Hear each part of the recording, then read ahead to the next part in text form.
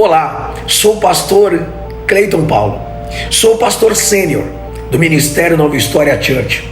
Temos a sede localizada aqui no Guarujá, estado de São Paulo. Estamos vivendo dias muito difíceis. As profecias têm se cumprido. O dia do Senhor está chegando. Tenho orado ao Senhor e recebi uma palavra da parte do Senhor. A Igreja de Cristo nunca precisou de nada a não ser a misericórdia de Jesus. Segundo as Escrituras, por se multiplicar a iniquidade, o amor de muitos se esfriaria. Carregamos a saudade em nossos corações. Falo isso em respeito aos tempos em que a Igreja de Jesus era satisfeita pela graça que há em Cristo Jesus. De maneira covarde, Satanás percebeu o período de fragilidade que a igreja tem vivido, possa-se dizer, até pelo despreparo de alguns. O nosso adversário tem encontrado caminhos para seduzir a igreja do Senhor. Vivemos um tempo onde a mensagem da pregação tem sido modificada. Sabemos que, mudando a palavra, também muda o propósito. Me chama a atenção uma aplicação que tem se usado muito nos últimos tempos. Muitas mensagens têm sido lançadas, construindo nas pessoas a ideia em que Deus realiza seus sonhos pessoais. O Evangelho dos Sonhos tem sido nos últimos tempos mais importante de ser pregado do que o Evangelho da cruz e da salvação. O problema de sonhar é que isso só conseguimos se a nossa realidade for o sono. Dormir significa o estado de ausência de consciência, em um alto nível de vulnerabilidade com a ausência do controle racional. Aqui já vemos a contraditória em Romanos capítulo 12, verso 1. Quando pensamos na palavra dormir, na luz das Sagradas Escrituras, enxergamos trágicos acidentes que ocorreram. Um deles é a tragédia das 10 virgens e o casamento foi comprometido. A tragédia como o semeador que dormiu e o diabo semeou a sua semente.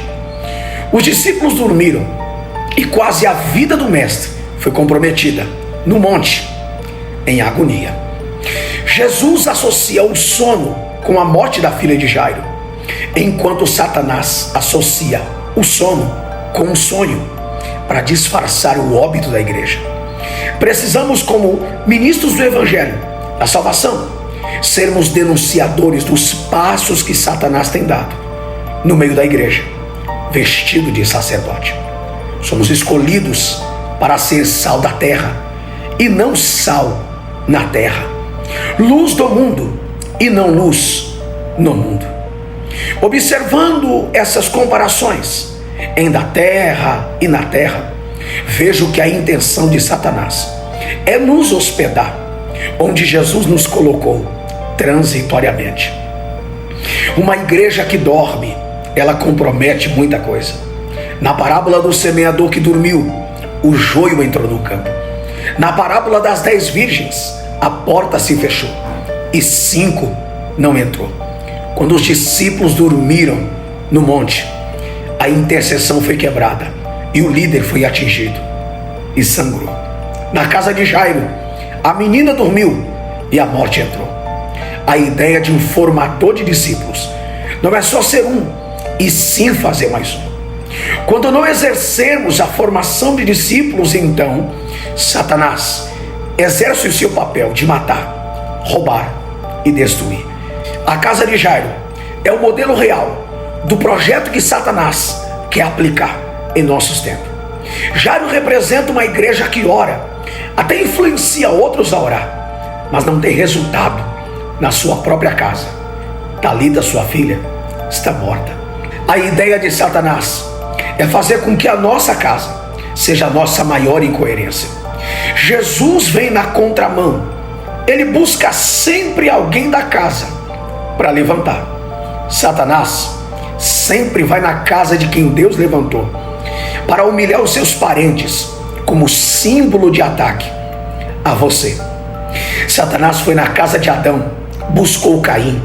Foi na casa de Eli, buscou os filhos Ofni e Finéias.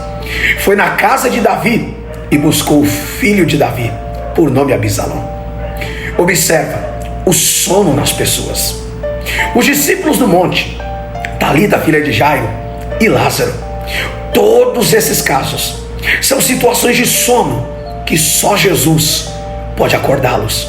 Jairo não conseguiu acordar Talita, Marta e Maria não conseguiu acordar Lázaro. O vento forte da noite não acordou os discípulos no monte. Vemos que estamos sob ataque de Satanás. Ele, sim, Satanás, colocou a igreja para dormir, para atrasar o propósito da salvação. Porém, tem uma palavra de Deus para o seu coração. Romanos capítulo 13, verso 11. Precisamos despertar do sono, porque a nossa salvação está mais próxima do que quando aceitamos a fé. Reflita nessa palavra. Seja uma igreja sadia. Deus te abençoe. Paz de Cristo Jesus.